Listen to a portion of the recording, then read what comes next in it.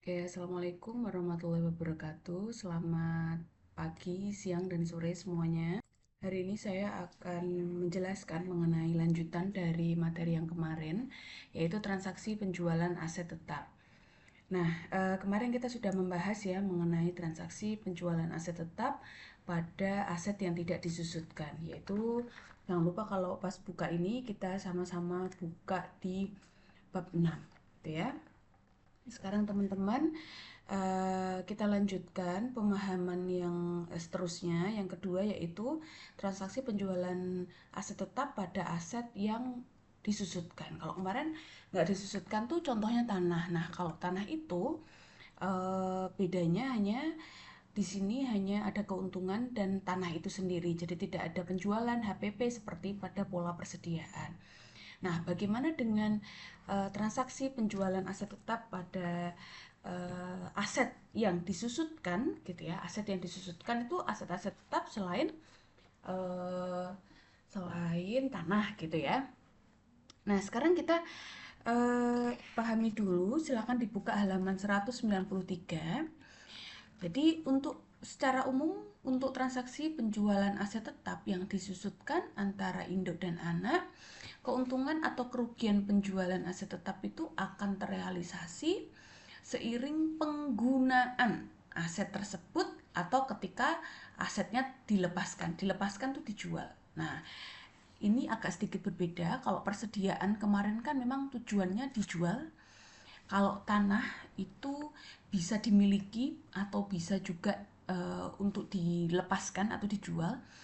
Tapi pemindahan aset tetap ini bisa jadi memang untuk dijual lagi ke pihak non afiliasi, yaitu di luar konsolidasi, atau dia gunakan sendiri. Yang menggunakan berarti lawannya, misalnya induk jual ke anak, berarti yang menggunakan aset tetapnya selanjutnya itu anak, atau uh, anak ke induk, gitu ya.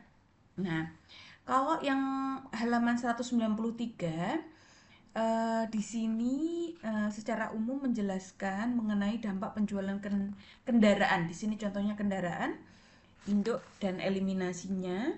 Kalau kita lihat di halaman 194, dia menjelaskan mengenai alirannya, gitu ya. Kalau kita bisa lihat alirannya dia itu, bentar ya, saya buka ininya dulu aja.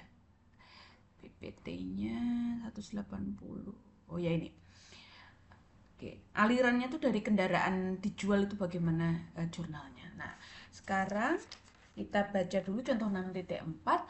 Jadi PTP sebagai induk itu menjual ke anaknya si PTS dengan harga 210 juta.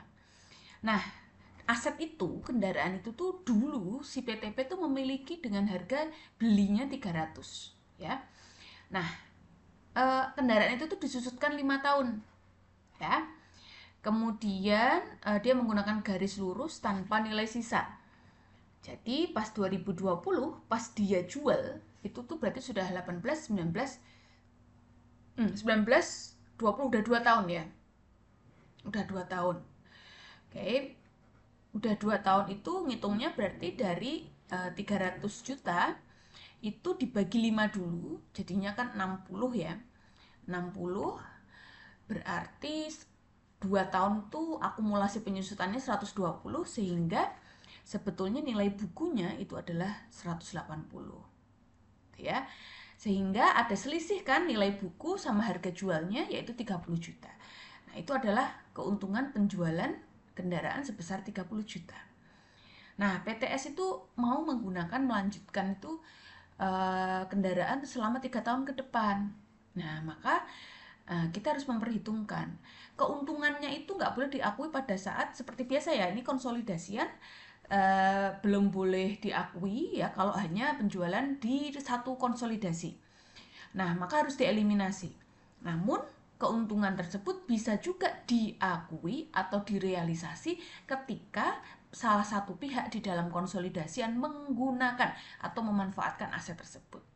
Nah, contohnya ini 1 Januari ini tadi ya udah kita bahas, kendaraannya 300 juta dibagi 5, penyusutannya 60 dikalikan 2 tahun, maka nilai bukunya 180, tadi jualnya 210, maka ada keuntungan 30.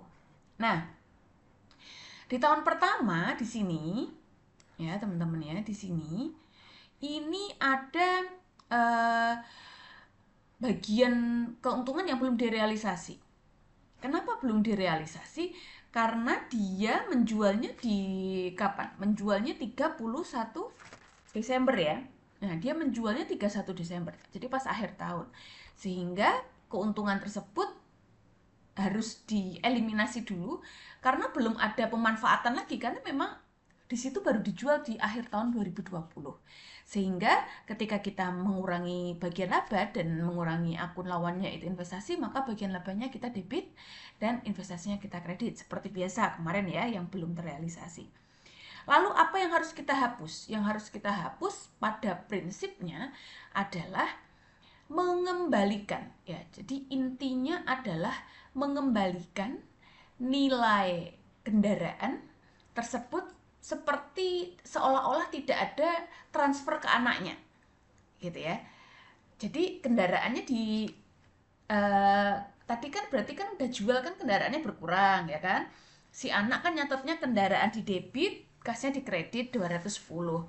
Nah, uh, harusnya kendaraan itu dicatatnya sebesar 300 seperti pada saat beli tahun 2019.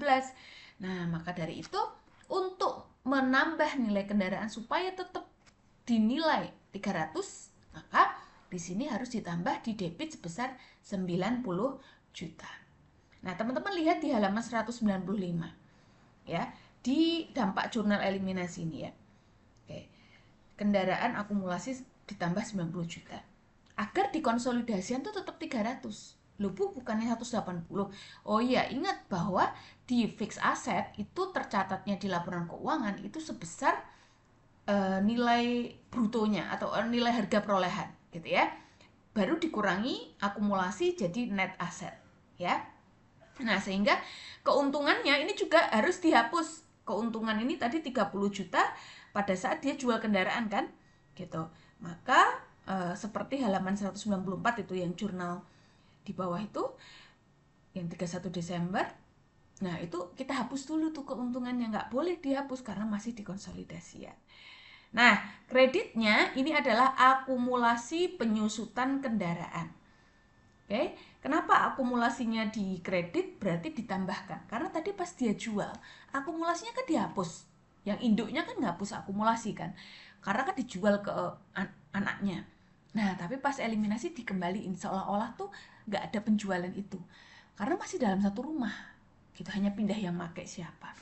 Nah, jadi begini, kita sesuaikan berapa yang seharusnya muncul di di laporan keuangan, itulah yang harus kita catat. Nah, terus tahun kedua ya, ini ada beberapa kondisi sebetulnya. Di tahun kedua ini bisa terjual ya, bisa juga uh, karena ada realisasi penggunaan. Jadi kan tadi bisa dua hal ya, bisa dilepaskan ataupun pada saat ada realisasi. Atau pada saat dilepaskan, sorry. Nah, penyesuaiannya yaitu ketika dia dipakai, berarti kan tahun 2021, 31 Desember 2021, itu kan tambah satu kali penyusutan lagi ya, tambah satu kali penyusutan lagi. Iya, tambah satu kali penyusutan lagi di sini. Jadi dia kendaraannya itu kan tadi disusutkannya itu kan eh, 60 juta kan, 60 juta awalnya. Terus dia di sini pas dipunyain anak, jadi kan tadi kan 210 harganya, maka dibagi 3. Dibagi 3 tahun karena umur ekonomisnya tinggal 3 tahun. Ya, tolong diresapi sehingga per ininya penyusutannya adalah 70 juta per tahun di 2021. Nah, maka ada selisih yang pemanfaatannya. Nah, pemanfaatannya kan di situ 70 dikurangi 60 juta.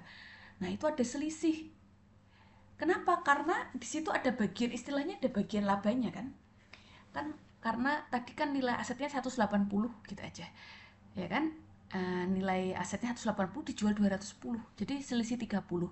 Sebenarnya sama aja kita mau bagi 30 juta ke 3 tahun. 30 bagi 3 tahun karena pakai garis lurus dan nggak ada nilai manfaat. Maka keuntungannya itu sebenarnya mau bagi 3 tahun. Ya, atau kalau dengan cara ini juga bisa selisih antara penyesuaian yang baru dengan penyesuaian uh, penyusutan yang lama dibagi 3. Sorry, kalau ini udah nggak dibagi 3, berarti 10 juta. Ya, berarti di sini yang terrealisasi adalah keuntungan bagian labanya. Maka kalau tadi kita tangguhkan di tahun pertama, nah di tahun kedua ini kita untungnya kita realisasi. Jadi boleh mengakui realisasi keuntungan atas penjualan aset karena sudah dimanfaatkan. Debitnya apa? Investasi, kreditnya bagian laba bertambah. Gitu ya, itu penyesuaian. Oke, terus selanjutnya tahun kedua itu eliminasinya bagaimana? Eliminasinya itu adalah mengembalikan seperti biasa tadi ya, mengembalikan saldonya seolah-olah tidak ada penjualan gitu ya. Nah, kendaraannya tetap ditambah 90 juta, tapi akumulasinya yang ditambah di sini adalah 110 juta. Kenapa 110 juta?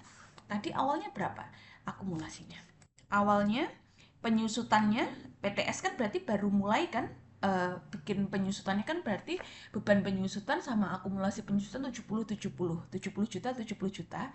Jadi lihat di tabel 6.17 halaman 196, artinya itu perlu di tambah berapa sehingga dikonsolidasian penyusutannya tetap 180. Kenapa 180? Karena 3 tahun. 60 juta kali 3. Gitu ya. Dan di sini kan tadi kan investasinya kalau tadi kan keuntungan ya. Karena keuntungan itu keuntungannya itu sudah kemarin, tahun kemarin, maka tahun kedua itu adalah investasi. Gitu ya. Di sini investasi mencatat keuntungan yang belum terrealisasi sebesar 20 juta gitu ya. Kalau tadi keuntungan di debit 30 juta karena kita eliminasi dulu ya. Kalau sekarang yang dimasukkan di investasi itu yang belum terrealisasi hanya 20 karena yang 10 tadi sudah kita sesuaikan untuk ini, untuk disesuaikan di pengakuan laba yang telah terrealisasi. Oke, gitu ya. Oke, ini rekapannya di PPT.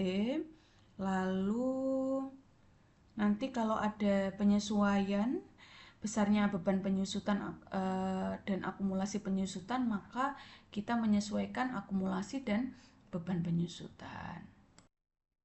Nah, ini nanti yang beban penyusutan ini memang angkanya tidak relevan dengan contoh yang di sini. Nanti contoh di bawahnya yang dimulai hulu ya. Jadi ini berarti kalau di sini 1 juta ya. Jadi kalau penyusutan di Indo tadi 6 juta, kalau di anak 7 juta berarti harusnya dikurangi 1 ya. Oke, agar masih sama bebannya dengan pada saat dia belum berubah ininya. Itu kalau ada perbedaan jumlah penyusutan biasanya di tahun kedua, karena tahun pertama ini masih yang nyatet induknya ya, karena sampai akhir tahun baru terjual. Kalau di sini sudah yang nyatet anaknya, maka perlu dikurangi penyusutannya. Nah, kalau ini bukan eliminasi tapi ini sebenarnya penyesuaian. Penyesuaian. Ada ya. Nah, penyesuaiannya. Oh, eliminasi untuk menurunkan penyusutan. Jadi ini hanya untuk kepentingan pada saat konsolidasi saja agar tetap nilai bangunan dan akumulasi serta penyusutannya itu senilai yang pada saat dia di Indo. Gitu ya. Jadi ini nanti teman-teman kalau lihat ini maupun lihat di sini ini sama ya. ininya sama, yang kasus ini sama ya. Jadi di sini bedanya bangunan ya. Nanti teman-teman baca sendiri. Andalas melakukan pembelian bangunan 31 Desember 2020. Dulunya dia punyanya PT Nusantara induknya 1 Januari 2011 seharga 400 juta. Umur manfaatnya 20 tahun. Jadi pas dibeli itu di tahun 2020 gitu ya, 11, 12, 13, 14, 15, 16, 17, 18, 19, 20, 10 tahun ya. Nah, dan kemudian dilanjutkan sisanya 10 tahun. Jadi awalnya berarti kita hitung dulu ya, berarti 400 juta dibagi 20 tahun ya. 20 tahun kan berarti setahunnya 20 juta. Kalau sudah 10 tahun berarti 200 juta, maka sisa nilai bukunya 200 juta, dibeli 230 maka untung ya. Kalau rugi gimana? Seperti kemarin ada yang nanya kalau rugi gimana, ya dibalik aja. Ya, konsepnya dibalik aja. Maka di sini sama, tahun pertama kita eliminasi dulu keuntungannya seperti tadi ya. Eliminasinya seperti biasa. Kemudian semoga masih ingat yang seperti biasa ini. Kemudian keuntungan ininya kita hapus 30 juta.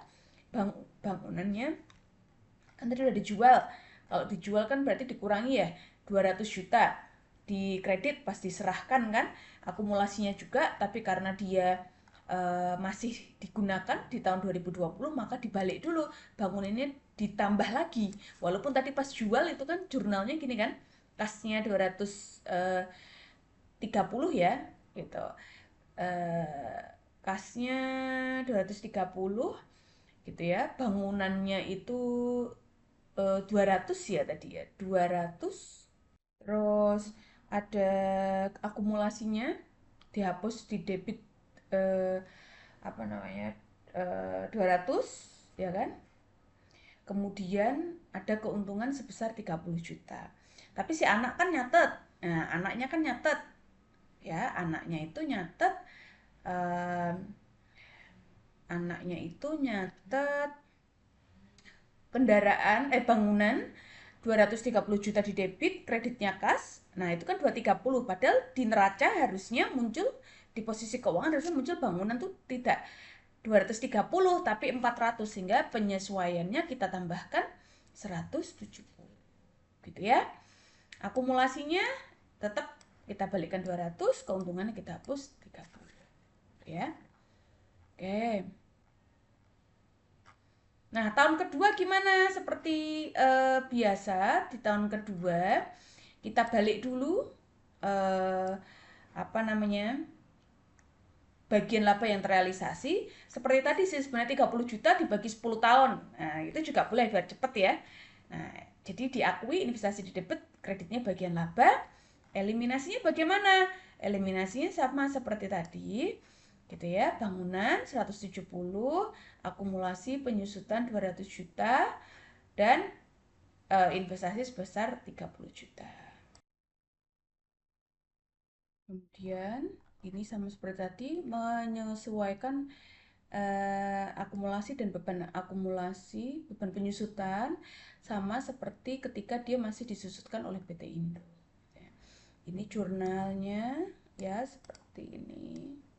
Ya, ini mengurangi penyusutannya agar nggak terlalu besar, dan bagian labanya ini tadi yang pengumuman laba dan seterusnya.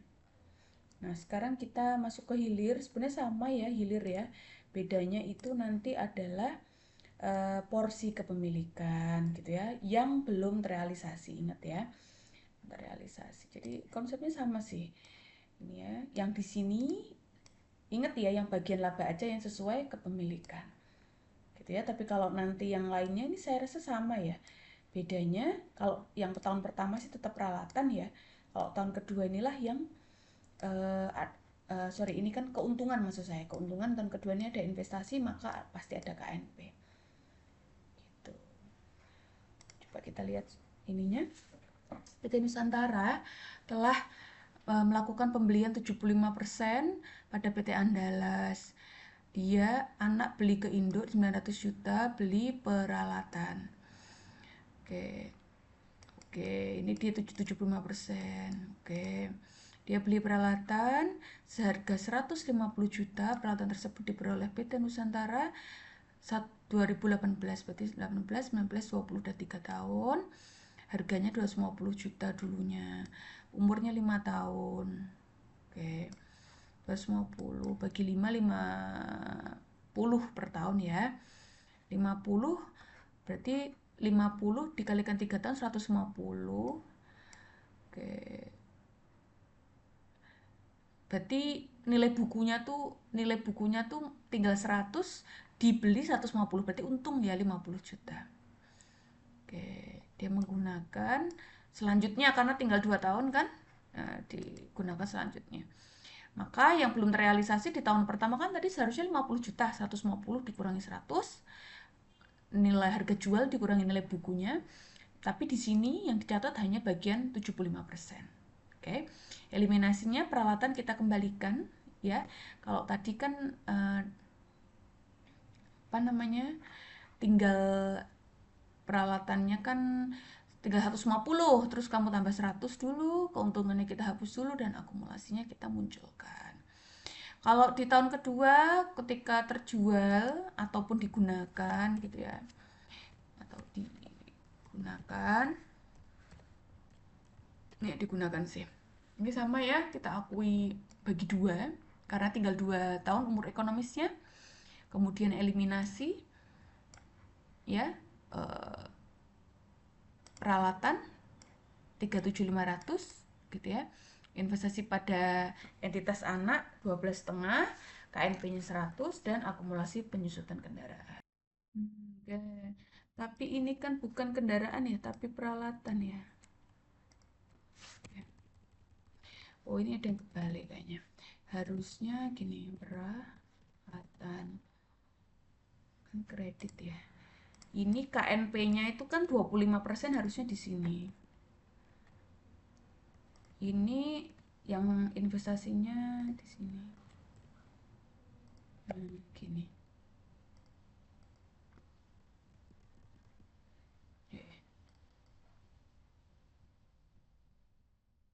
Ya.